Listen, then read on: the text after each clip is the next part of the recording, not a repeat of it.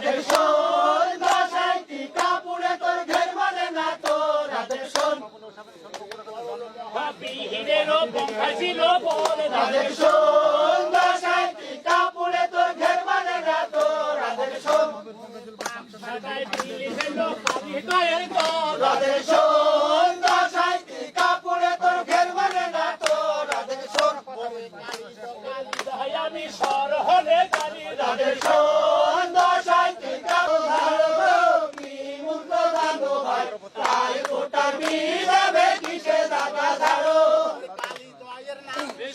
বেশি হইল পানি দাদা ধারো ধারো গো কি মুক্ত জানো ভাই তাই কোটার বিদাবে কিসে দাদা ধারো হইতে বড় যাইতে পাথর হইল কালি দাদা ধারো ধারো গো কি মন্ত্র জানো ভাই তাই কোটার বিদাবে কিসে দাদা ধারো আমি চাপিয়ার গুসাই মস্ত পারেছি দাদা ধারো ধারো গো কি মন্ত্র জানো ভাই তাই কোটার বিদাবে কিসে দাদা ধারো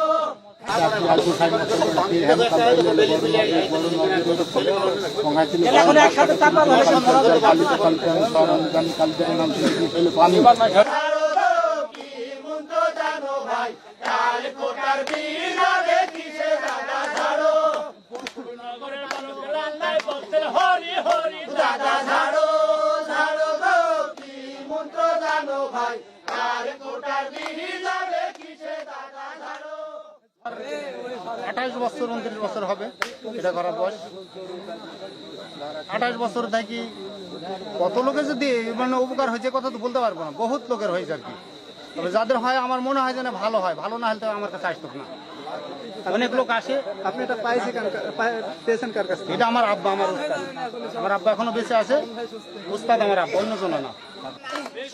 বেশি হইল পানি দাদা ধারো ধারো গো কি মন্ত্র জানো তার কোটার বিদাবে কিসে দাদা ধারো মহাপীরেরও পঙ্খা ছিল বলে দাদা ধারো ধারো গো কি মন্ত্র জানো ভাই তার কোটার বিদাবে কিসে দাদা ধারো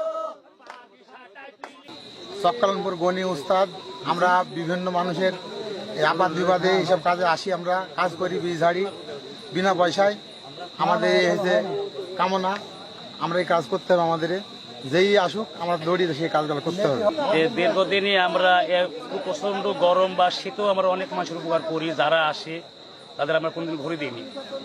যত কষ্ট হোক, যত রকমের কষ্ট হোক না কেন, আমরা কাজ কাম ফেলে রাখবো, তার উপকার আমরা দৌড়ি যাই সকলেই, গ্রামের সকলেই। যে আমাদের দলে আছে আরো 20টা ছেলে আছে, তাদের নিয়ে আমরা একত্রভাবে চলছি 5টা বছর। আশা করি সামনে যখন বাঁচবো আমরা উপকারের জন্য দৌড়ে যাব। আমরা অনেক দূর পর্যন্ত আমরা বাল্যকাল হলে দেখে আসছি তিনারা সাপের বীজ ঝাড়ছে এবং অনেক মানুষেরই ভালো হচ্ছে। মেহেরপুর জেলায় অনেক জায়গায় হলে লোক আসছে তিনাদের কাছে সাপের বীজ ঝাড়ার জন্য, বা ওনাদেরও দাওয়াত দিয়ে নিয়ে যাচ্ছেন অনেক।